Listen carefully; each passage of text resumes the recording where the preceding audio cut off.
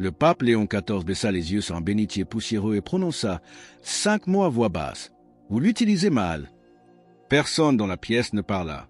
Ce n'était pas un reproche ni une correction théologique. C'était quelque chose de plus lourd, un diagnostic. Plus tard dans la journée, interrogé sur ce qu'il voulait dire, il ne donna pas une longue explication. Juste ceci. Nous plaçons l'eau bénite à la porte, mais nous oublions ce qu'elle est censée faire. Et ainsi, la porte reste ouverte. Cette brève réponse circula discrètement parmi les prêtres et les laïcs qu'il avait déjà entendu parler.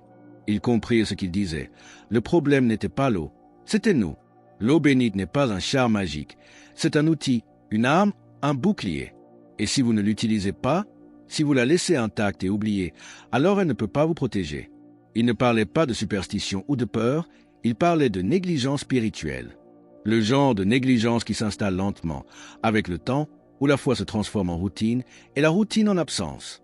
Entrez dans presque n'importe quelle maison catholique et vous le verrez, un bénitier près de l'entrée, une bouteille dans le placard de la cuisine, peut-être même une petite fiole dans un sac à main. Mais combien de fois est-elle réellement utilisée? Combien de fois est-elle à nouveau bénie ou accompagnée d'une vraie prière? Les familles la conservent par habitude, mais elles cessent de s'engager avec elle. Et c'est là que le bouclier commence à faillir. Car l'eau bénite n'est pas passive. Elle est destinée à sanctifier, à garder, à vous rappeler qui vous êtes et quelle présence entoure votre demeure, mais seulement si vous l'utilisez. Le pape Léon avait prévenu un jour. La plus grande menace pour la protection spirituelle n'est pas le mal, c'est d'oublier de demander de l'aide. Comme petit merci de nous rejoindre aujourd'hui, nous offrons un moment de bénédiction partagée. Commentez avec le mot « foi » si vous êtes ouvert à recevoir une pensée finale spéciale dédiée à tous ceux qui participent. Et s'il vous plaît, appuyez sur « j'aime » si vous appréciez ce moment. Restez bien avec nous, car au fur et à mesure que notre histoire se déroule, nous explorons comment cette simple prise de conscience peut transformer la sécurité spirituelle de votre foyer. Le danger ne réside pas dans l'eau elle-même, mais dans le fait de baisser votre garde tout en vous croyant en sécurité. Et si la chose même destinée à protéger votre famille vous laisse silencieusement exposée, c'est l'une des erreurs les plus courantes dans les foyers catholiques et ne ressemble que rarement à une erreur. En fait, elle prend souvent l'apparence de la dévotion.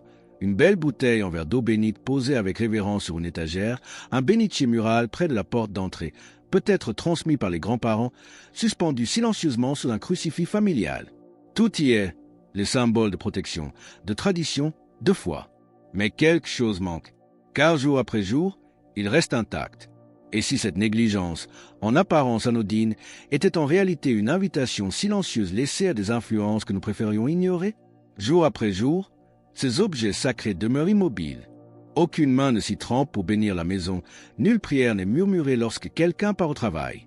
Le bénitier accumule la poussière, la bouteille reste scellée, et la bénédiction, la puissance qui fut infusée dans cette eau, n'est jamais libérée. Ce n'est pas un rituel sacré, c'est une passivité spirituelle. Et c'est peut-être là, selon les avertissements discrets du pape Léon XIV, le moment où la protection commence à faire défaut.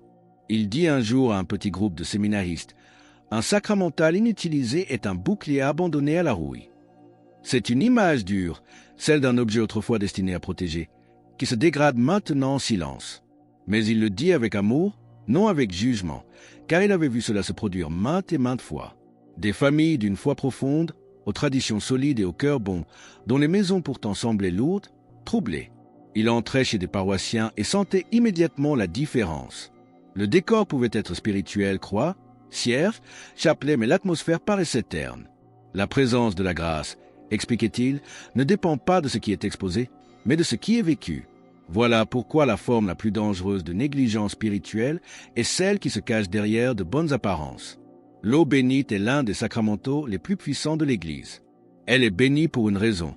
Son but est de sanctifier, de chasser ce qui n'a pas sa place, de servir de rappel quotidien de la protection et de la présence de Dieu. Mais elle ne peut remplir cette fonction si elle n'est jamais utilisée. Laissée stagnante, elle devient symbolique au lieu d'être sacramentelle. Elle ne fait plus circuler la grâce dans la pièce, elle repose simplement là, et nous supposons que sa présence suffit. Nous pensons que le bouclier est en place, mais en réalité, il pend mollement près de la porte. C'est ce qui arriva à la famille Torres, une histoire partagée discrètement lors d'une retraite il y a des années. C'était un foyer fidèle, chapelet quotidien, messe tous les dimanches, un crucifix dans chaque pièce, et une bouteille d'eau bénite rangée dans un tiroir de cuisine, toujours pleine, toujours bénie et jamais ouverte. Avec le temps, les choses commencèrent à changer. Les enfants avaient du mal à dormir, l'anxiété s'insinua, lentement, discrètement. Pas de drame, juste une agitation constante la nuit, une tension dans les conversations. Quelque chose n'allait pas, mais personne ne pouvait dire pourquoi. Un jour, leur curé passa pour une visite informelle. Il s'assit à la table de la cuisine, jeta un coup d'œil à la bouteille poussiéreuse et demanda « Bénissez-vous souvent votre maison ?» Ils se regardèrent, embarrassés. « Nous avons l'intention de le faire, dirent-ils, mais nous oublions. » Il ne les gronda pas. Il ne dit rien du tout. Au lieu de cela, il se leva, prit la bouteille, l'ouvrit et y trempa les doigts. « N'oublions pas aujourd'hui, » dit-il. Il parcourut chaque pièce, la bénissant silencieusement avec prière et eau bénite. Et tandis qu'il le faisait, quelque chose commença à changer, non dans les murs, mais en eux. Ce soir-là, la famille s'assit ensemble et pria à haute voix pour la paix. Ils firent de même le lendemain soir et le suivant. En une semaine, la maison semblait plus légère. Non pas parfaite, non pas miraculeuse, mais plus stable, plus sûre. Comme si quelque chose était revenu. Parce que quelque chose, en effet, était revenu. Mais quel est donc le secret qui transforme cette eau en une véritable défense spirituelle? Lorsqu'elle est utilisée avec foi, l'eau bénite devient un canal, non de magie ni de superstition, mais de grâce. Et la grâce, une fois invitée, commence à se mouvoir à travers tout. C'est le mystère de la vie sacramentelle. Ce ne sont pas les objets eux-mêmes qui détiennent le pouvoir, c'est l'amour, la croyance et l'invocation de la présence de Dieu qui s'écoulent à travers eux. Un bénitier, une bouteille, une goutte d'eau, ce n'est rien en soi. Mais bénie, utilisée et portée par la prière, elle devient un pare-feu spirituel contre ces choses que nous ne pouvons souvent pas nommer, mais dont nous savons la réalité. Le pape Léon XIV fut très clair à ce sujet. L'eau bénite n'agit pas par sa simple proximité, elle agit parce qu'on l'utilise. Ce n'est pas l'eau, écrivit-il un jour dans une lettre personnelle, mais l'acte de bénir avec foi qui repousse les ténèbres. C'est pourquoi l'Église n'enseigne pas que les sacramentaux fonctionnent automatiquement. Ils sont puissants en raison de ce vers quoi ils pointent et de ce qu'ils nous appellent à faire. Agir, croire, inviter. S'ils sont ignorés, ils ne perdent rien en eux-mêmes, mais nous perdons la grâce que nous refusons de demander. Il est facile de penser que nous sommes protégés parce que nous avons quelques objets sacrés à la maison. Mais si nous ne nous engageons pas avec eux, si nous ne prions pas, ne bénissons pas, ne renouvelons pas la présence de la grâce par une foi intentionnelle, alors par quoi sommes-nous réellement protégés? Un symbole silencieux? Une bouteille poussiéreuse? La question devient alors personnelle, voire urgente. Laissez-vous, sans le savoir, votre âme sans défense? Confondez-vous possession et participation? Votre défense spirituelle est-elle quelque chose que vous utilisez ou simplement quelque chose que vous supposez? Car l'ennemi n'a pas besoin que vous abandonniez complètement la foi. Il lui suffit que vous cessiez d'être attentif, que vous accomplissiez les gestes machinalement, que vous transformiez le bouclier en souvenir. C'est cette bénédiction qui a été rompue, non par malice, mais par oubli, par de bonnes intentions jamais suivies des faits, par des dons sacrés mis de côté et laissés en attente. Le pape Léon XIV disait « L'eau bénite sans la foi n'est que de l'eau. Ce qui lui donne son pouvoir, c'est la prière. » Cette simple phrase suscita plus de lettres que toute autre note pastorale qu'il ait jamais écrite. L'Église a toujours enseigné que les sacramentaux ne fonctionnent pas par défaut. Ce ne sont pas des charmes ni des gadgets spirituels. Ce sont des signes physiques qui ne prennent vie que par la foi. C'est la clé, l'intention. Sans elle, le sacramental reste dormant. La bénédiction demeure dans l'eau, mais elle n'est jamais activée, comme un interrupteur que l'on n'actionne jamais. Le pape Léon offrit une simple ligne de prière à dire chaque fois que l'eau bénite était utilisée, courte, directe, puissante. « Seigneur, bénis cette maison, chasse toutes les ténèbres, que ta paix y règne. » Il demanda qu'elle soit dite à voix haute ou en silence chaque fois que l'eau était aspergée. Une femme de Sao Paulo, au Brésil, en fit l'expérience. Dévote, elle récitait son chapelet quotidiennement, assistait à la messe dominicale et avait de l'eau bénite à chaque porte. Pourtant, sa maison restait agitée. Ce n'est que lorsqu'un prêtre lui demanda si elle priait en l'aspergeant qu'elle suivit son conseil. Pour la première fois, elle prononça l'invocation simple du pape Léon. En quelques jours, le sommeil de ses enfants revint, la tension se leva. L'eau bénite avait toujours été là, mais pour la première fois, elle était utilisée avec présence, avec cœur, avec intention. Car ce n'est pas le rituel qui protège la maison, c'est la foi qui le traverse. Quelles sont donc les zones de nos demeures qui requièrent une vigilance particulière? Ces seuils souvent négligés par où l'adversaire préfère s'infiltrer. S'il est un endroit que l'ennemi aime franchir, c'est bien le seuil de votre porte. non pas symboliquement, mais littéralement. Le pape Léon XIV était particulièrement ferme sur ce point. L'agitation spirituelle ne se faufile pas toujours par le grenier ou les ombres, elle entre directement par les lieux que nous laissons sans surveillance. Portes, fenêtres, entrées, ce ne sont pas de simples éléments architecturaux, ce sont des seuils spirituels. Et dans bien trop de foyers, ils sont grands ouverts. Les gens concentrent leurs prières sur les chambres, les hôtels, les salons, mais combien pensent à bénir les endroits par où les étrangers entrent, par où les conflits s'immiscent en silence? Le pape Léon écrivit un jour dans ses notes pastorales: « Le diable n'a pas besoin de permission si la porte est déjà ouverte. » Lors de ses visites pastorales, il traçait de ses doigts le contour de chaque entrée principale d'une maison. Certaines étaient chaudes, d'autres froides. Il s'arrêtait, puis bénissait tranquillement le seuil et priait: « Seigneur, que rien n'entre ici qui ne sert ta paix. » Ce n'était pas élaboré, mais avec le temps, les familles remarquèrent quelque chose de remarquable. Les maisons qu'ils visitaient devenaient plus calmes. Il y a un danger à penser que le mal doit s'annoncer bruyamment. Dans la vie réelle, il murmure souvent, se glisse pendant l'épuisement, après une mauvaise nouvelle ou juste avant qu'une belle journée ne soit gâchée. Les portes sont la voie préférée de l'ennemi précisément parce que nous les négligeons. L'Écriture sainte elle-même est remplie d'exemples. Le sang de l'agneau pascal sur les linteaux, l'ordre de garder les portes, l'image du Christ qui frappe. L'entrée est primordiale. C'est pourquoi le pape Léon introduisit une pratique simple mais puissante. Chaque vendredi soir, les familles devaient parcourir chaque porte et fenêtre de leur maison et y tracer le signe de la croix avec de l'eau bénite. Une seule fois par semaine, sans prière compliquée, juste avec présence et intention. La prière qu'il proposait était celle-ci: « Ce seuil appartient au Christ, que rien ne le franchisse sinon la paix. » Puis un moment de silence. Une famille du nord de l'Espagne commença cette pratique durant une période difficile. Les disputes s'apaisèrent, les enfants dormirent mieux, la maison devint plus légère.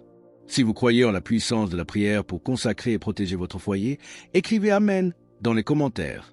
Il ne s'agit pas de superstition, mais de récupérer un terrain spirituel, de reprendre les points d'accès que nous avons involontairement laissés ouverts. La négligence suffit à inviter le trouble. Cette pratique nous rappelle que nos maisons ne sont pas de simples abris, ce sont des sanctuaires. Pensez à la manière dont vous protégez physiquement votre maison.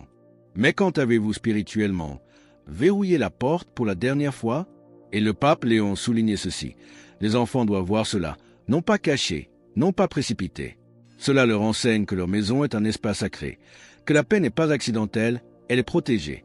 Alors, ce soir ou ce vendredi, prenez de l'eau bénite, allez à votre porte d'entrée, tracez la croix lentement, dites à voix haute: ce seuil appartient au Christ, que rien ne le franchisse sinon la paix. Faites-le pour chaque seuil.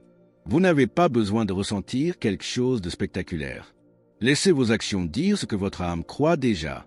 L'ennemi ne craint pas l'eau, il craint ce que l'eau devient lorsqu'elle est utilisée par les fidèles. Au-delà de ces seuils, existe-t-il une routine, un rythme de protection plus englobant que nous pourrions adopter pour fortifier l'ensemble de notre demeure spirituelle? Chaque bouclier a ses faiblesses, et lorsqu'il s'agit de protection spirituelle, ces faiblesses ne sont pas toujours des échecs spectaculaires. Ce sont généralement les petites choses que nous oublions, les routines que nous sautons, les habitudes que nous laissons s'estomper. Dans les foyers du monde entier, l'eau bénite reste intacte, les crucifix sont suspendus sans être vénérés, et la foi devient quelque chose dont nous nous souvenons que lorsque la vie devient difficile. Mais la véritable protection ne se construit pas dans un moment de panique, elle se forge dans une constance discrète. Il existe un modèle, transmis non pas dans de grands rituels, mais dans une sagesse humble, 3 règles, 3 actions répétées au fil du temps qui changent tout. Ensemble, elles forment ce qu'un prêtre décrivit comme le triangle de la grâce.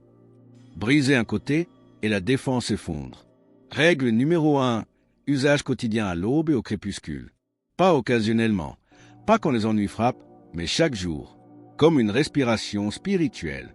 Matin et soir, un petit geste avec de l'eau bénite sur vous-même, votre espace, vos proches.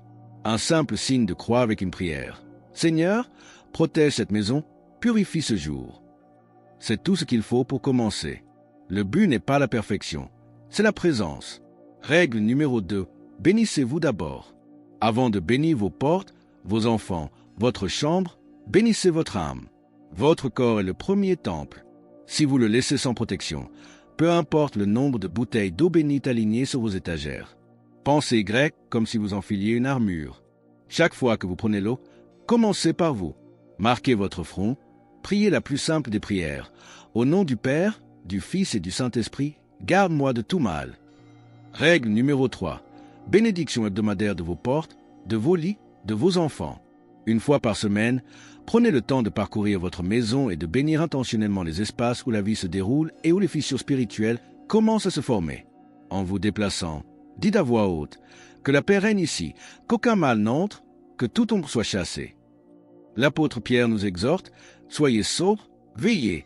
Votre adversaire, le diable, rôde comme un lion rugissant, cherchant qui il dévorera. 1 Pierre 5h8. Cette vigilance est essentielle. Ces règles créent un rythme spirituel que le mal peine à briser. Mais c'est là que la plupart des gens se trompent. Ils en font une, peut-être deux, sautent le reste. Ils se bénissent mais oublient les enfants. Ils aspergent une pièce mais ignorent la porte. La protection n'est pas une action ponctuelle, c'est une pratique. Manquer une étape assez longtemps, et quelque chose peut se glisser. C'est ce qui arriva à Clara. Elle vivait dans une ville tranquille, toujours dévote.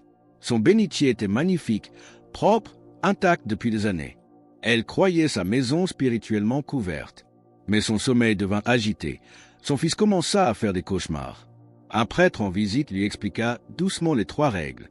Cette nuit-là, pour la première fois depuis des années, elle bénit chaque pièce, pria sur le lit de son fils et se signa avec intention.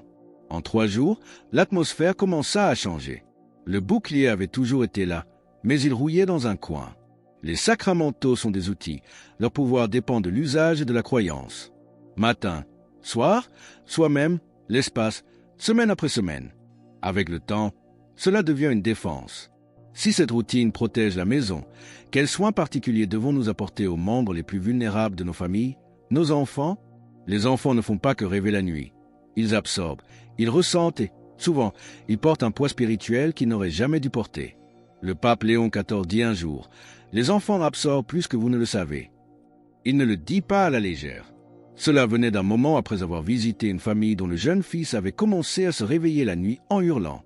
Pas de fièvre, pas de cauchemar qu'il pouvait expliquer, juste une peur brute, paralysante. Au début, les parents pensèrent que c'était normal, l'imagination, peut-être quelque chose qu'il avait mangé. Mais les semaines passèrent, le garçon se renferma. Son sourire s'effaça. Chaque nuit, les cris recommençaient. Lorsque la famille demanda enfin de l'aide, un prêtre leur posa une question à laquelle ils n'avaient pas pensé. « Le bénissez-vous parfois avec de l'eau bénite ?» La mère marqua une pause. « Non, nous la gardons près de la porte, mais nous ne l'avons jamais utilisée sur lui. » Cette nuit-là, tout changea. Le prêtre leur donna une instruction simple. Avant le coucher, tracez une croix sur le front de votre enfant avec de l'eau bénite. Ne dites rien de plus que Dieu te protège, que ses anges te gardent cette nuit. La première nuit, depuis des semaines, fut silencieuse. Le garçon dormit, et le matin, il sourit à nouveau. Il ne s'agissait pas de superstition, ni de peur, mais de protection, d'intention, de foi. Le pape Léon XIV croyait profondément que les enfants, en raison de leur innocence et de leur ouverture spirituelle, sont souvent les premiers touchés lorsque les défenses spirituelles d'une maison sont faibles.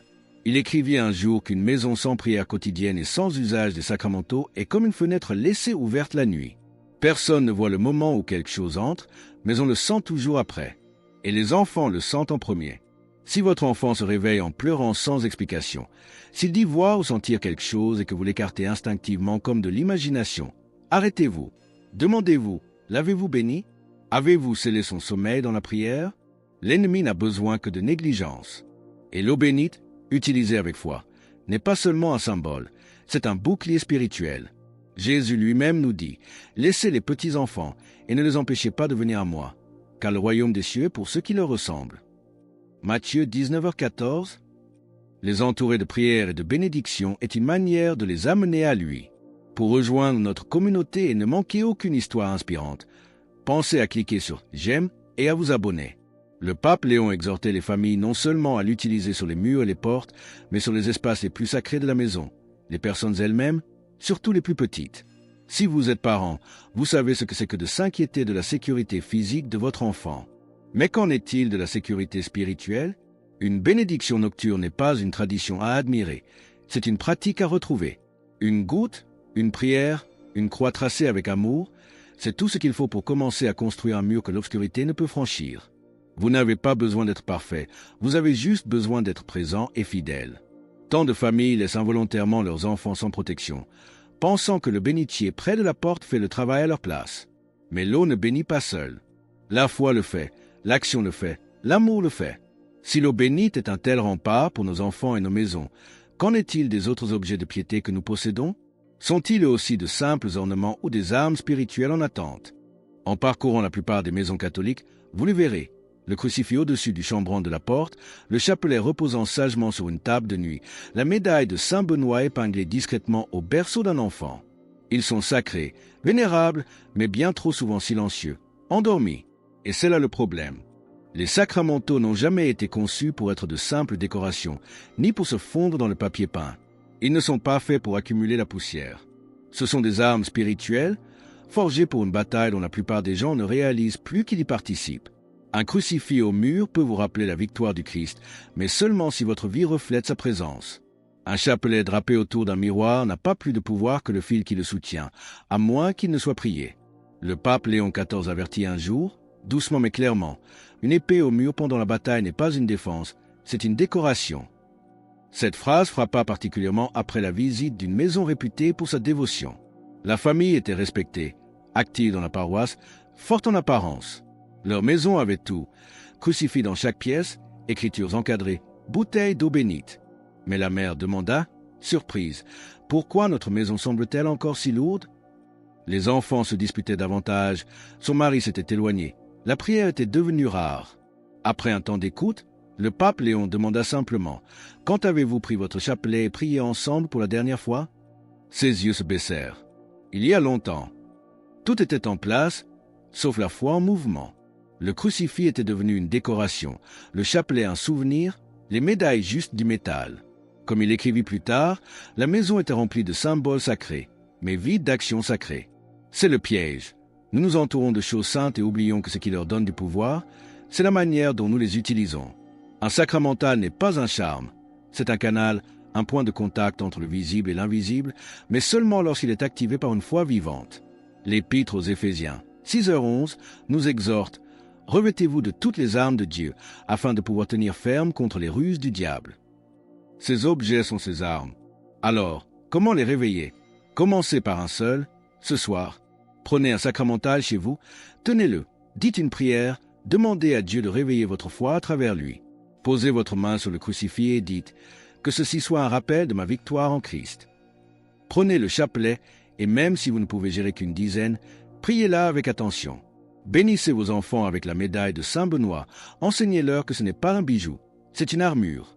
Car au moment où vous vous engagez à nouveau avec ces sacramentaux par la foi, ils cessent d'être des objets et deviennent des instruments de paix, de protection, de mémoire et de mission. Le pape Léon disait, il ne suffit pas d'accrocher une épée, il faut être prêt à la dégainer. Ainsi, ce soir, ne vous contentez pas de jeter un coup d'œil aux objets bénis de votre maison. Utilisez-les, priez avec eux, touchez-les avec intention. Laissez-les vous rappeler ce pourquoi vous combattez, la paix de votre foyer, la protection de vos enfants, la présence de Dieu dans chaque recoin de votre vie. Un sacramental n'est pas fait pour dormir, il est fait pour briller. C'est à vous de le réveiller. Alors que nous concluons sur cette nécessité vitale d'activer notre foi et d'utiliser les dons spirituels qui nous entourent, nous vous invitons à déclarer votre foi. Commentez « Jésus est roi ci-dessous » pour affirmer cette vérité avec nous. Et votre parcours ne doit pas s'arrêter ici. Cliquez sur la vidéo qui apparaît maintenant sur votre écran pour un autre message puissant que nous avons préparé pour vous.